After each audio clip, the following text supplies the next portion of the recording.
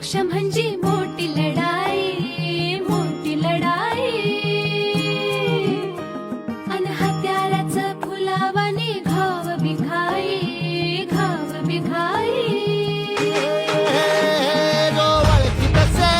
म्हणजे मोठी लढाई अन हत्याराचं फुलावानी घाव बिखाई. गळ्यामध्ये पडल त्याच्या माळी जयाची, गळ्यामध्ये पडल त्याच्या माळी जयाची.